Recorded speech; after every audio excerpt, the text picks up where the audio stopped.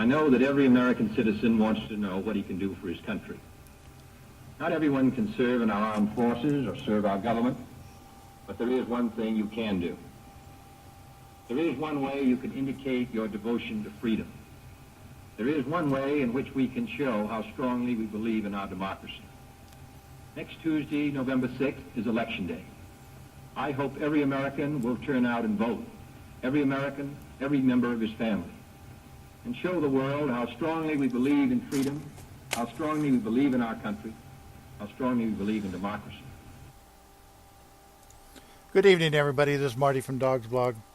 And that was a little quote from John F. Kennedy, 50 some odd years ago, almost 60 years ago. Still, it was true then, and I believe it's still true today. So I hope everybody got out and voted today, and that's how you make a difference, especially how a lot of people feel about this. A lot of people feel about this DA's race right now. So the morning, if you heard the noontime report, the morning session, Tom's report is up. We had 15 minutes of total. My computer just screwed up. We had 15 minutes of total court time today, and this morning with the jury. I'm talking about 15 minutes total time with the jury this morning. We had 39 minutes this afternoon. So all day we had a total of 54 minutes of jury in the courtroom listening to testimony. It seems to be just getting worse and worse and worse. They spent a lot of time this morning talking about Tanya Johnson, and I don't know why, but they did. And then they spent some time talking about Charlie Odell. They took some more testimony from Leonard Hall. They kept him here from last Friday. He was released from custody Friday, and the district attorney's office put him up, and they did release the figures on what it cost to house and feed and transport him, and it was $400 or $500, and they also released some information on a CD today to other witnesses and what they've been paid. A lot of that hasn't been exactly revealed, but so at the end of the day, she did talk about Gary Harmer. He's a guy from Siri Labs, the DNA guy. He was paid a total of $25,700. Sacramento County for Faye Springer. Remember, he's the lab technician. Not a technician. She's actually an expert, and on the clothing and some of the things on that. And they've told, and this is not including her testimony time, they've paid $7,986.06. As per Jim Cook, she says there's 4 files from August of 2014 to January of 2018, so it's not complete, obviously. He's been paid $370,000. Now remember, he's testified for 12 days, and there's other prelims that he still has to testify yet, if he does testify again.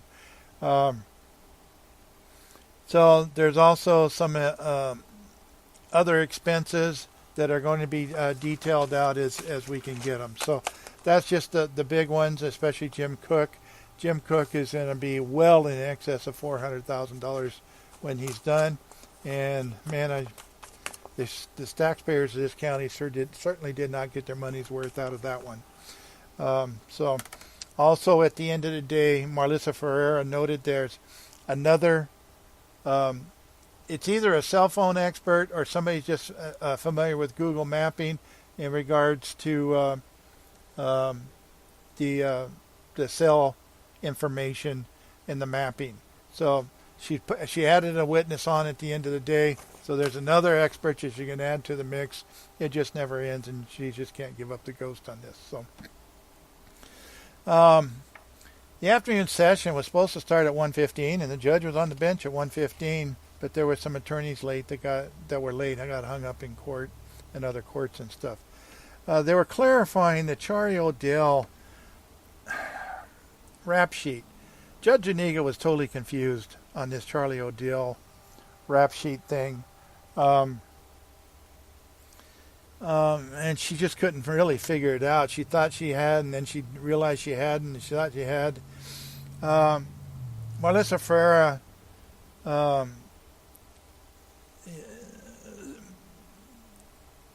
argued to the court, and the judge, I think, had never really figured out the rap sheet.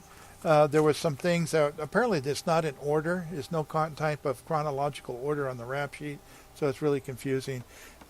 He's got some burglaries in the past. He's got the child molestation in 2000. Marlissa says it's so long ago it doesn't matter.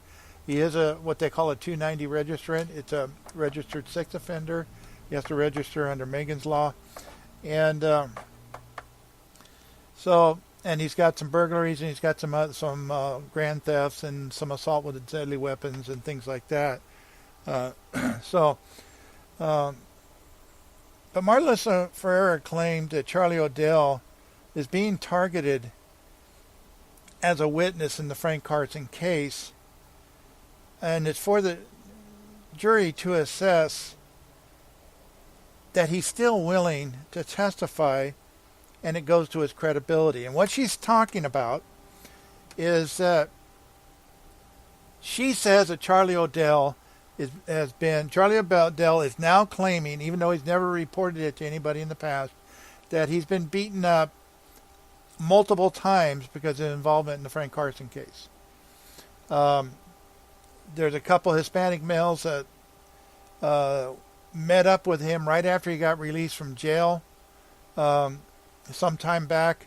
He was homeless. He spent a night under an overpass, and that morning he was met with a couple of Hispanic males that asked him if he was the one involved in the Frank Carson case, and they kicked his ass. She said that he's received a lot of injuries, some facial fractures and things like that. Percy Martinez argued that incident occurred after release and he said about 6 times he's claiming that he's been attacked, but there's no law enforcement reports. He saw doctors for these injuries from the previous attacks. So he didn't go to doctor right away either, but then he did eventually go because he keeps getting attacked, he says.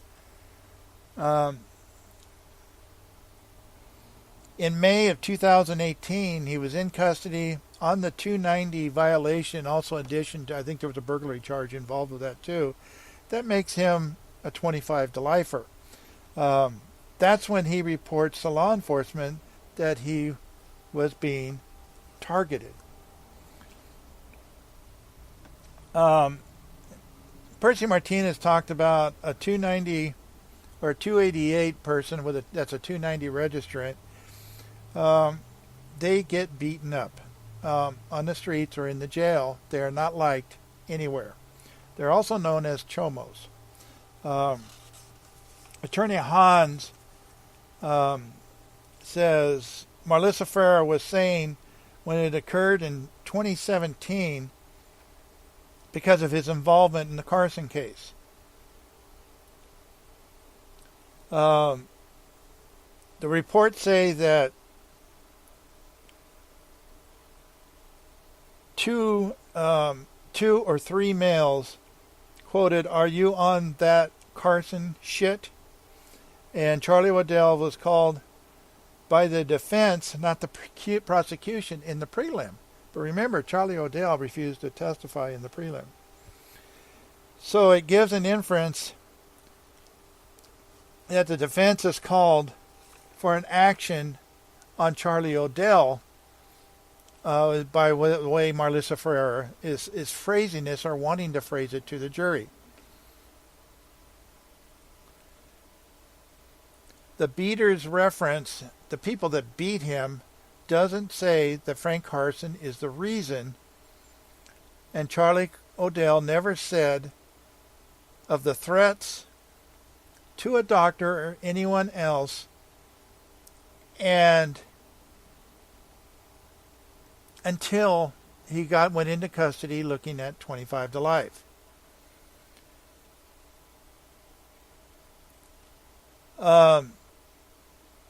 It wasn't known, he said, too, what Charlie Odell's prison situation was either during all these times.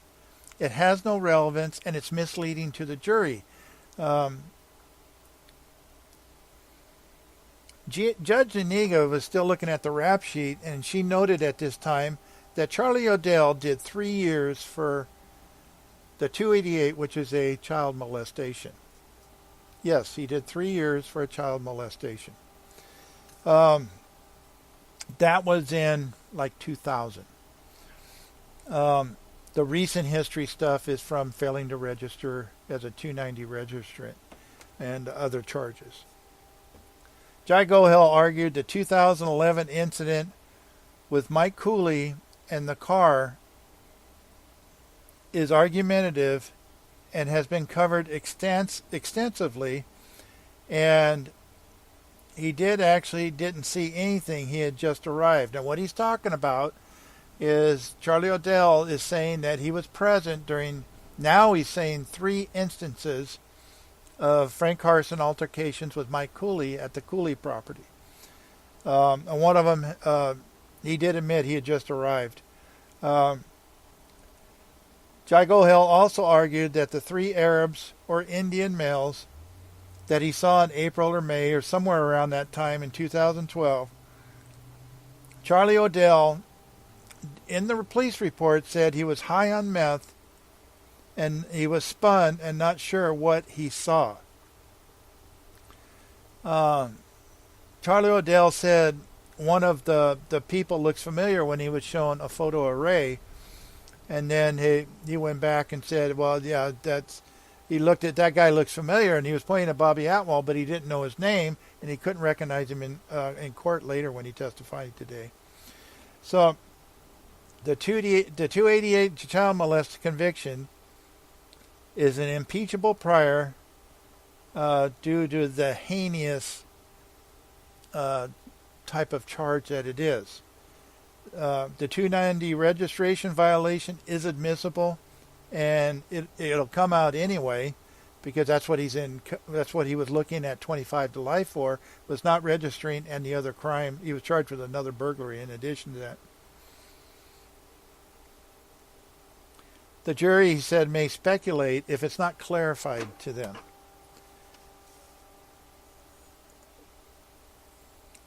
He quoted Jai Gohil quoted I believe it was either a penal code or an evidence code section, 667 E2 sub-dash some class, blah, blah, blah. DA gave notice that Charlie Odell, this is a notice that the district attorney's office had to provide to him that he was looking at a 25 to life sentence if he's convicted on this as it stood at the time. And so it showed that he was a 3-striker, and he's a high degree of another strike, meaning he's going to get a lot of time. And then, then you get the mentality, he says, you get the deal that you can get, and that's what he did. Due to the molestation issues, Charlie Odell never told anyone he was beat up until the 25 to life case came along. He was looking at that, and now says Frank Carson wanted him beat up.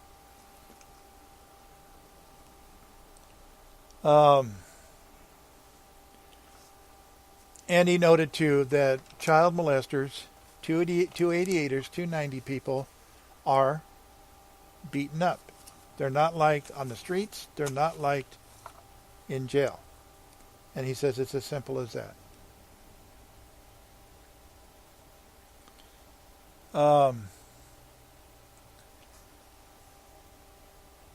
He also noted that the statement of the other, he said the people that made that they were that he was involved in the Carson case or the Carson shit or whatever it was, the defense cannot cross-examine that. That is not information that they've had available that they can look into, research. They can't cross-examine that type of. So that's something that would be said to the jury that can't be taken back from.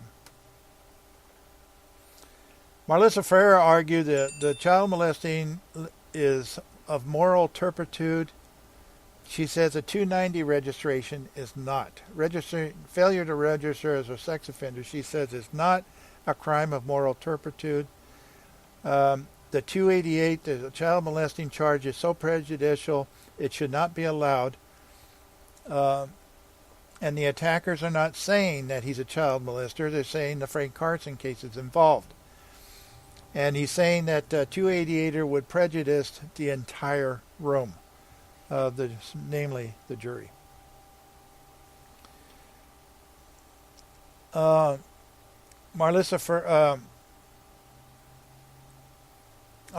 Judge Zuniga, she was reading from the Justice Simons book about a witness who is not a criminal defendant. It is weighed different. Their testimony is weighed differently. And Marlissa Ferrer was reading some case law. I start snoring when they do that stuff.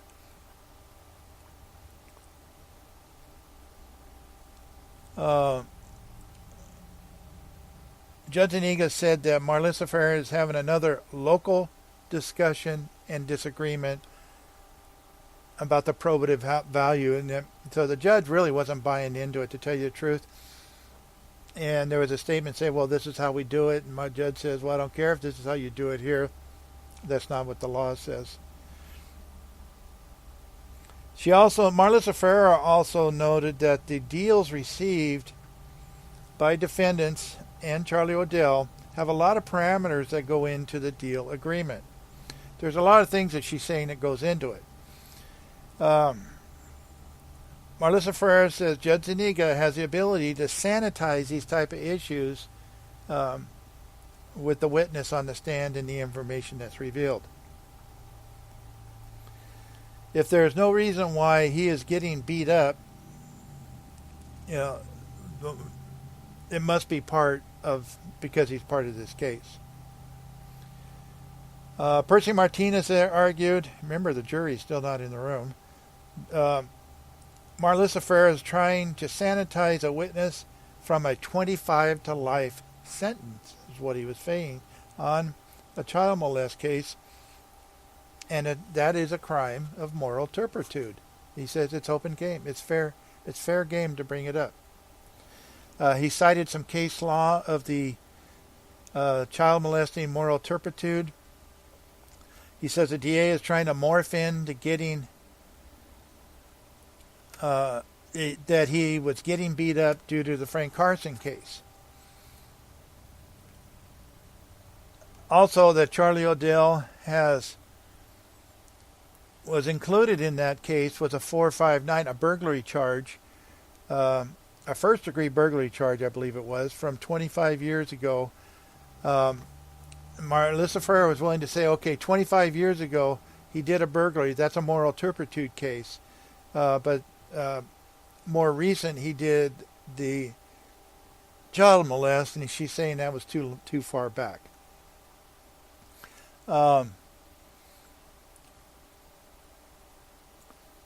He said there's no link to Frank CARSON in these actions that are done to Charlie O'Dell.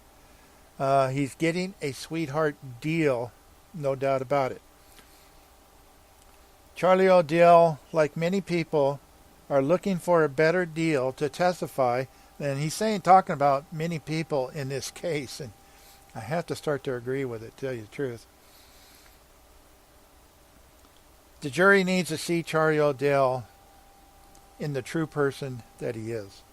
Attorney Hans argued Charlie O'Dell also has prior convictions for other things that the DA is not asking to be removed. Again, talking about the burglary, the 459, the burglary.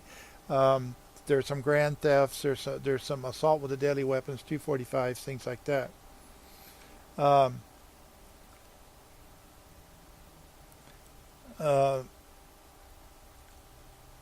Under an extended under 352, which is the evidence section that the judge works under to make her decision, can be extended to a period of time and can be shown the witness not in trouble, but Charlie Odell has an ongoing conduct. What he's saying again, my notes really aren't descriptive enough, but it's just enough to remind me what's going on. That the DA is saying that he hasn't been in that much trouble. He had a period of time here and there, but that he wasn't in trouble. But he has a lot of issues in the last few years, and he's been a heavy meth addict. And his pending case, again, is at 290, failing to register violation, that was included with a burglary charge, a first-degree burglary charge. And he had absconded from parole. He never said anything about the attacks until Kurt Bunch visited him in prison. And he's lied about his priors and other things, by his own admission that he's lied about some other things. So it wasn't until he was in custody, until all these issues came up, that he was looking at 25 to life. For some reason, Kurt Bunch went and visited him where he was in prison. He had a parole violation because he didn't register. Marlissa Ferreira argued the child molesting. In 2000, he only got 3 years. He says, but as a first offender, there was that's normal. She said it's normal for a child molester to only get 3 years. But for over 5 years, he had no criminal activity. Well, okay, but since then, he's had quite a bit. Charlie Odell, she said, did tell a doctor that he had been jumped by a group, some people, several times, 2 or 3 people each time, and he felt that he was being targeted.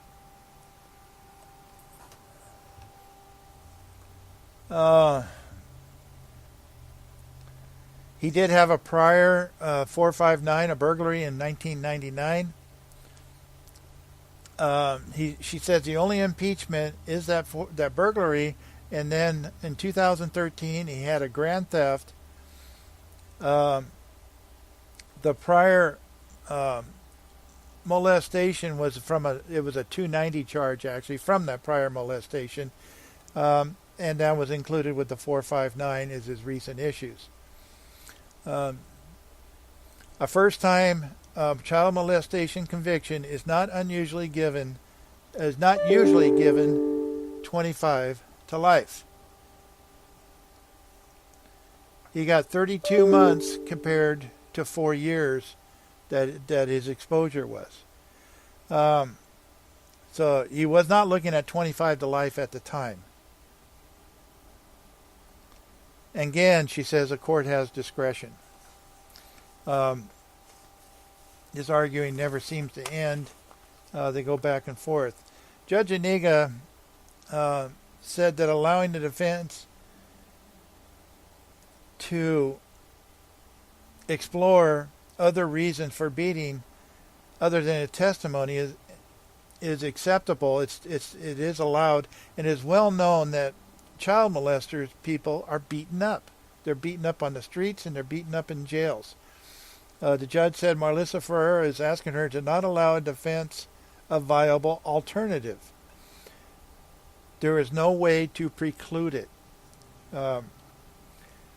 Zuniga tells the DA she's putting up these witnesses with no filter, and then she goes into damage control. What she's saying is a lot of these witnesses that she's been putting up in this case, she just throws them up there. She doesn't know what they're going to say, and she steps into some deep shit sometimes. And then she's backpedaling, trying to salvage what she can out of it. She says that the child molesting is still a crime of moral turpitude. The nature of prisons are people get beaten up, and asking her to sanitize it is well known and common knowledge that child molesters getting beaten up again in jails, in the streets, and it's up to the jury to determine his credibility. She says this jury has been exposed to a lot of felons and addicts, and they can evaluate this witness. So she's going to allow the information, the information to be in. But she did make one other notation that the using the term sweetheart deals and the term child molester, she's not going to allow those terms to be used. It is a little too offensive, and but they can say, you got a deal. You just can't say you got a sweetheart deal or something like that. Again, she went back to reading the Simons book in regards to impeaching priors, and she says she rules in favor of the defense as it is relevant. Okay, the jury finally came up at 2:43 p.m. We really make a lot of headway with the jury right now. It's a kind of a standing joke with them when they're going out the room that, if she tells them step outside for 10 minutes, they say, okay, see you tomorrow. That's the way this jury feels right now. So the jury came back up. It was called up finally after lunch at 2:43 p.m. Charlie O'Dell was put on the stand prior to them, because he's in custody, prior to them coming in. He said he knew Mike Cooley since he was 14 years old. It was his street uncle since his mom had passed away when he was, I think a teenager, he said, when his mom passed away. He visited him on Lander since about 2011, and he started visiting him on Lander. Between 2011 and 2012,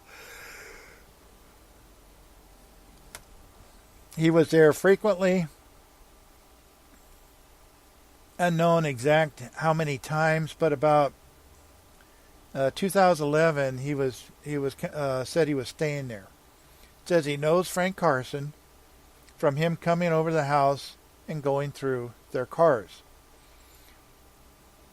He also said that Frank Carson was going around knocking on windows, not the windows to the house, and calling them names like tweakers and stuff like that. He said he saw Frank Carson when he came out of the house. Frank Carson was by the front gate. Michael Cooley had some words with Frank Carson in the driveway. He heard Frank Carson call him all kinds of names and making threats, but he said there was nothing specific about the threats. Michael Cooley told him to get off the property. Frank Carson was there about 10 or 15 minutes. He was not aware if the police showed on that particular instance or not. He said Frank Carson had two other males with him that were dark complected. The other people never said anything. They had never seen, the other two people that were with Frank Carson never said anything. He'd never seen them before. The second incident was at night. Charlie O'Dell was inside the house, and the neighbor came over and told him somebody was going through your cars in the front of the house. Eula Keys, Linda Sue Burns, both have cars. And Eula Keys had a black Ford, I think it's a Tiempo. And we all know what Linda Sue Burns drove. He said he saw Frank Carson inside Linda Sue Burns' house, or her car, I mean, and said he had authority to search the cars. That was in response to Mike Cooley asking. When he went out, he said he saw Frank Carson's upper body inside the car looking. He heard a female say that he was going to call the cops, so he left because he was holding drugs at the time, but drugs do not affect his memory. That's a common claim by meth addicts. He saw the police show up after he had gone. He went to the store. He came back by. He saw the police out there. He did get pulled over by Turlock Police Department. He got warned and released. And then he pulled up in the driveway. And another officer pulled him, talked to him again because he made a U-turn in the middle of the street or something like that. He said there was another officer that was talking to Frank Carson and Mike Cooley, but he could not hear the conversation. But he did hear that Frank Carson said all tweakers should get what they deserve. The first incident, Frank Carson was very upset and very irate and screaming and yelling. The second incident, Frank Carson was again irate and yelling. He said Frank Carson was very aggressive in both incidents, and Frank Carson said tweakers should not be on his property and they'll get what they deserve. He did not recall saying anything to law enforcement officers about the thefts. Of course, he said he never was involved in the thefts. He said Frank Carson said they need to stay off his property. MFers stay off. And he had to refer to the transcript of the report that Kurt Bunch wrote because he was not remembering some of this stuff, and they were refreshing his memory a couple times on this. And he said that Frank Carson said, MFers, let me catch you. There was one more incident, but it was occurring. It actually occurred, he said, just before he arrived. He was pulling up and it was just ending, apparently. All the incidents, all three, he's saying, were in the same week, and that Frank Carson was with his wife. And Mike Cooley, they were at the Mike Cooley house, and they were walking away on the sidewalk.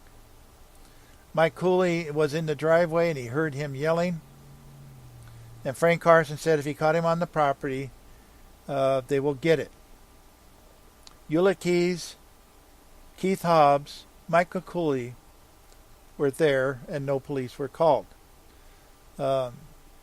She also asked him if he knew who Frank Carson's wife was. And he says, no, I don't. He couldn't just really describe her, so he doesn't know if it's Frank Carson's wife or not.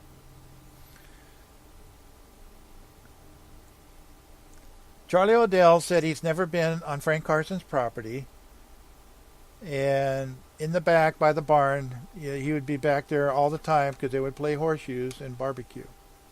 It kind of led to a sidebar. This kind of led to things going to shit. There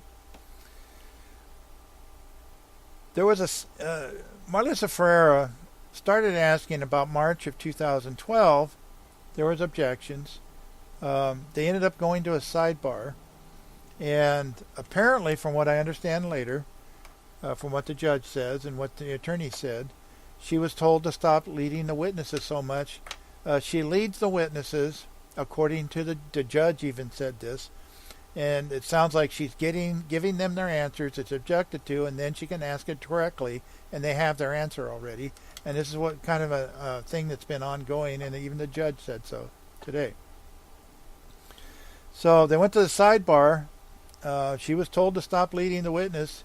And then she immediately said in March of 2012, and immediately there was objections that lit up the room because she was just told not to do that. That's a leading question. You can't tell a witness the answer you want to hear. You have to ask them a question, and they have to offer the answer. So the judge was not happy. Ended up, she told her to move on to another question. There was objections that she said, well, she'll deal with. She was trying to keep this thing going because the jury had very little time in the courtroom today. But he did say that he saw Frank Carson and two other people, walking along the fence line with some garden tools, hoes, shovels, picks, with something, and saw them going to an area where there was a hole that went underneath the fence.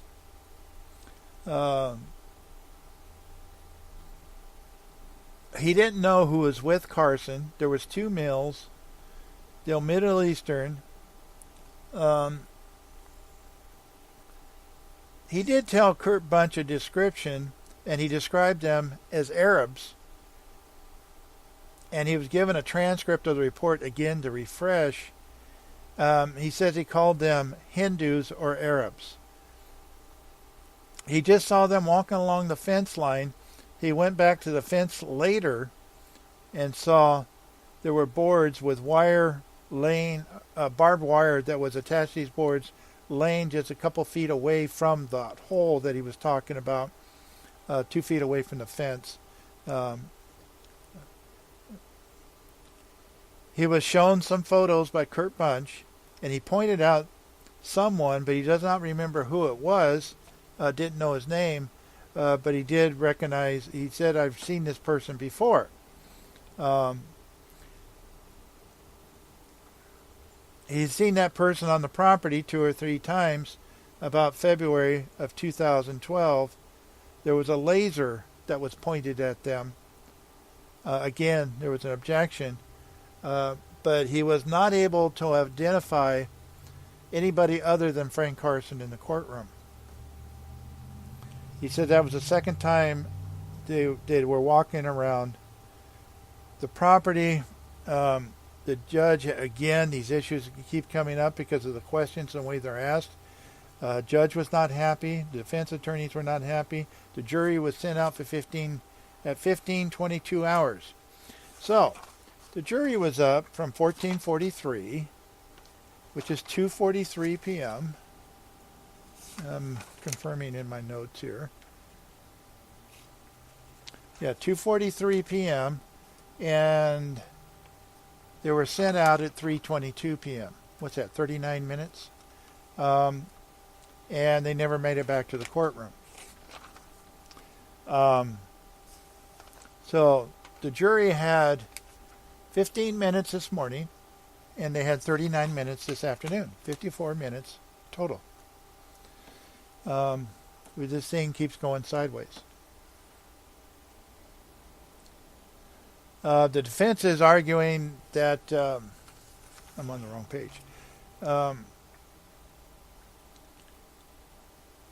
Jai Gohill argued to the judge, and he's pretty worked up, and he says it's an ongoing problem of the DA feeding answers to witnesses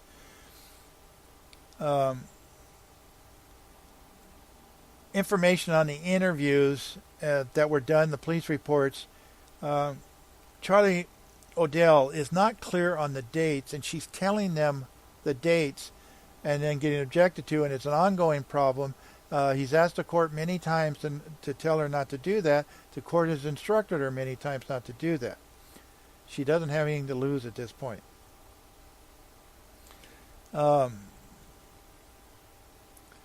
Hans argued that Marlissa Ferreira gave the month after Charlie Odell said maybe March. So she confirmed that. The DA confirmed that for her. Judge Zuniga was reading the transcript of testimony. And she said the DA did say March. Looking at the transcript, she initially said she hadn't done that, but then she read farther in advance to that, and she had. After the sidebar, she was referring to the sidebar they had earlier.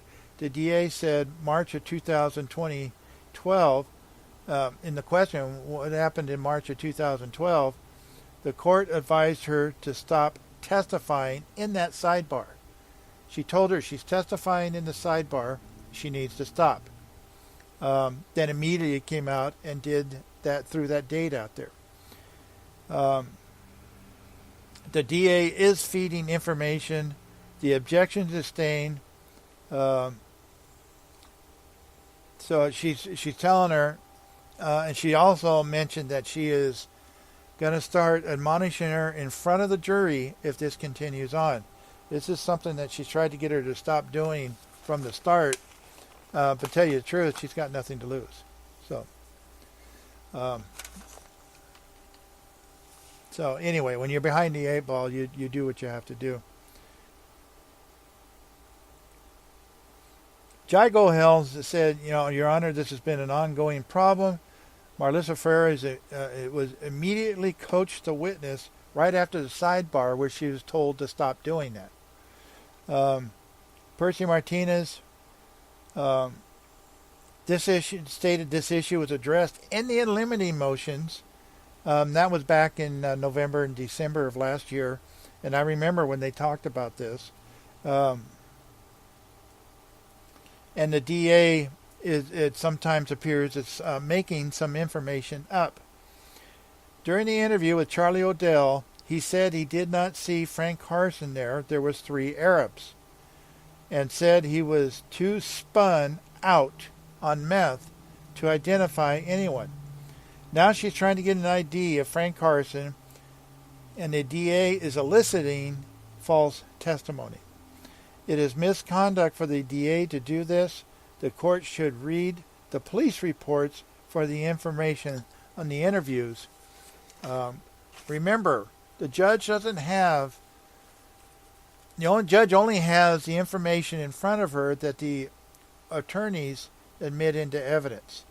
So there's a lot of things they may argue that she doesn't know about. And you hear her say that all the time. I don't know what you guys are talking about, because the judge starts out with actually nothing but the information in front of her about the charges. And then it goes from there. Marlissa Ferreira said she's not eliciting false testimony. Charlie O'Dell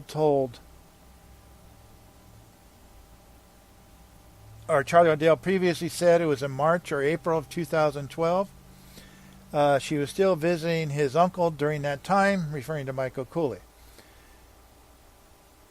He does say there were 3 Arabs and not Frank CARSON. Does not mean she is getting false information, and she is not suborning perjury. Also, Charlie O'Dell does ID Baljeet Atwal's picture, as he's the one that he said, I've seen that face before, but he doesn't identify Baljeet Atwal.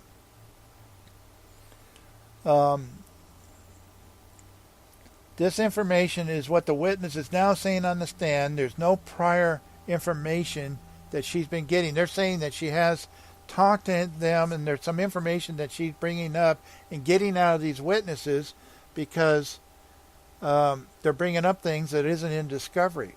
But I think these witnesses are going off track. That's my opinion. These witnesses are going sideways on them. So there are things that are being said that she's not expecting, and she's not real good at getting the right answers by asking the right questions.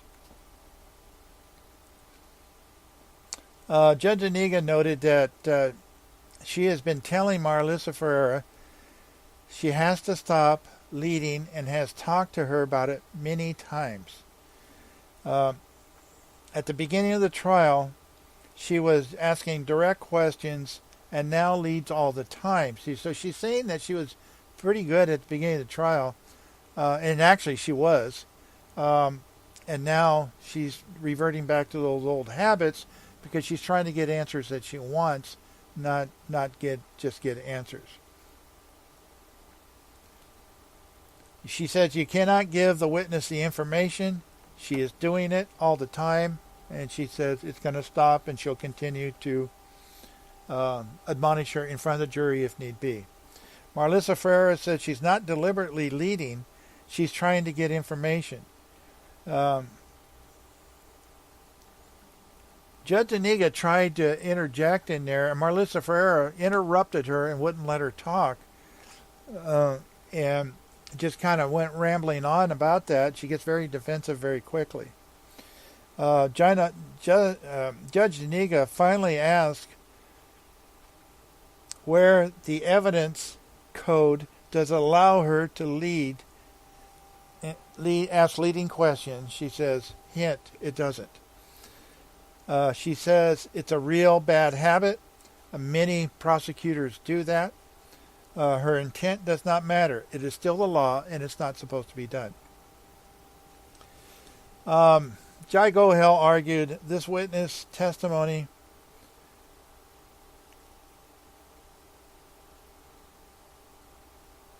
He says it's a kind of a free form, like he's gone off narrative or something, and there's unknown if any other information that has not been turned over in discovery. He thinks that Marlissa Ferreira has more information because of the information that she's bringing out. He said the witness in the interviews by law enforcement said he was too spun out to remember or to recall. And a lot of this that she's doing is beyond the scope of discovery and stuff. Either there's got to turn over some information and she shouldn't be allowed to do this. Charlie Odell is now unpredictable and there's no discovery on any of this information. That was Jai Gohel's argument. Judge Iniga says the witness sometimes say things that are unpredictable and the attorneys have to deal with it. She says that's the way that goes on the stand, especially when you have these type of witnesses. It is what it is. Sometimes these type of things coming out. And to tell you the truth, I think they're going off a narrative. They're kind of making it up. These are street people. They're making it up as they go sometimes because they think that's what somebody wants to hear. Attorney Hahn said it's relevant when Charlie Odell was asked if he could not identify anyone because he was spun out. He was also asked, Marlissa Ferreira asked him if he saw anyone familiar, and now he says Frank CARSON was one of them, and Marlissa Ferreira is asking for him to identify another person that he saw was there, either here in the courtroom or there on the property. He's saying in the police reports he was too spun out. That's what he told law enforcement to remember these things. But now he can't. He's not really sure other than Frank CARSON. The jury was brought back, and at this time the judge realizes it wasn't going to be resolved. And they were released to come back tomorrow at 10 a.m. Jury's coming back at 10 a.m. That's because of there's an issue with a juror that's got to do something in the morning. Percy Martinez, after the jury left, Percy Martinez, and Charlie Odell was sent back in the holding area in the back, and he was probably just sent back to the jail for the night. He'll be back tomorrow. Percy Martinez said Charlie Odell was just interviewed by the police, and the EA has been in negotiations and a dialogue with him. He's saying because of the plea agreement, and they've talked to him. They've talked to him and his attorney. They've had some information that they've gotten from him, and she knows something about this case and such, and in regards to being at the Frank CARSON property. Now Charlie Odell, first of all, never said anything about a third incident. Now he is. It's the first time this has been brought up. He talked about 3 Arabs in the backyard. Marlissa Ferreira asked about another incident she must have had knowledge of for her to ask that question. She did ask about a third incident. Why would she ask that if she didn't know about it? Charlie Odell said he never saw 3 people before, but is now asking more informed questions by the DA. So he's saying that she has a lot more knowledge on this than what's been revealed. Percy Martinez said the DA has talked to Charlie Odell and had more information not revealed prior. Marlissa Ferreira has information that the defense does not have. Marlissa Ferreira argued that just because the defense has no information on the laser doesn't mean she does. Remember, Charlie Odell said there was a laser being pointed at them, blue or it was a red or green laser or something, like off a rifle or something. She said there was another witness that talked about that at one time too, and it was Ragua, I believe his name was. The only contact with Charlie Odell that she's had was with his lawyer Lou Wentz, was present for the plea deal signing. There has been prior testimony about the layers, and that was Charlie. His name was Ragu. I forget his first name. So the information is not exactly new, but it's new to her coming from Charlie O'Dell. She's never heard that before. Charlie O'Dell did see a familiar face in the photos, but cannot recall anyone in court. Charlie O'Dell said the person seen in the photo was on the property prior. No one has talked to Charlie O'Dell since the investigators did when he was at the jail, apparently, or prison. I believe he's in prison. And those contacts were in regards to the beatings that he was receiving. Marlissa Ferrer playing, I made a note here, Marlissa Ferrer is playing a little bit of the victim role, as she tends to do sometimes. And she gets a little worked up with things, instead of just staying to the facts of it. She kind of gets worked up. So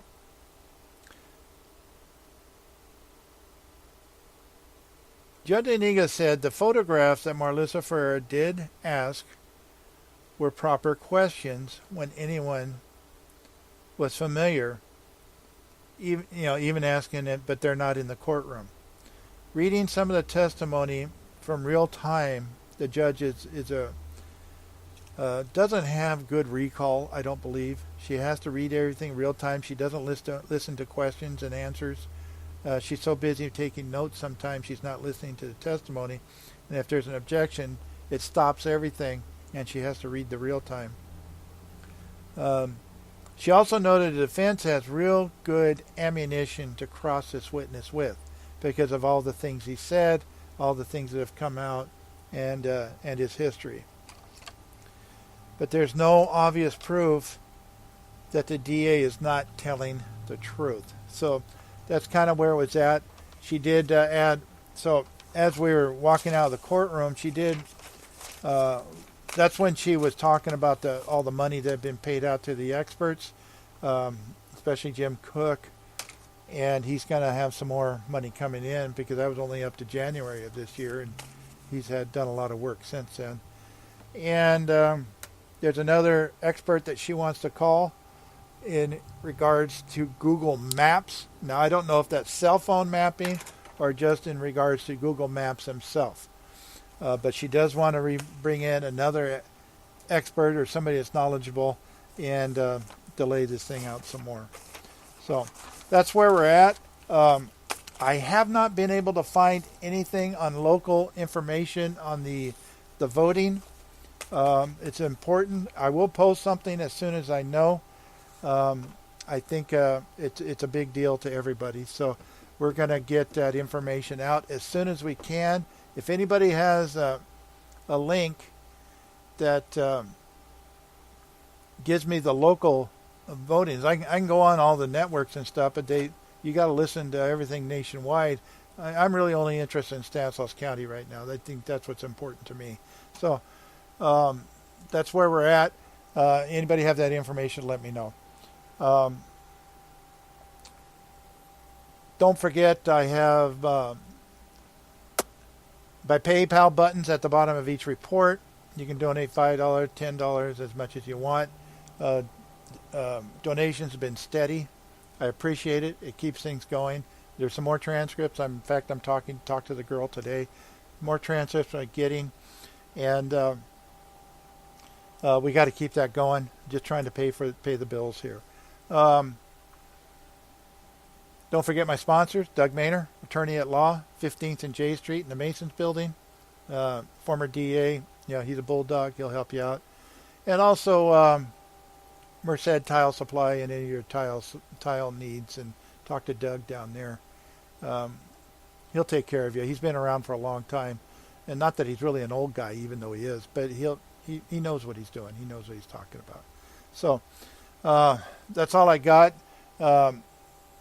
If you have any questions or anything that anybody wants to any comments or questions, send me messages on Facebook. Send me emails. The email address is on the website, and we can get those questions answered. There's been some good comments recently. Bob McCoy had an interesting comment, I believe it was yesterday, on one of the things I put up. So read the comments, go through and see what's said, and see if it strikes anything with you. That's all I got. Remember what I said. Don't take my word for it. Come to court and find out for yourself. Good night, everybody.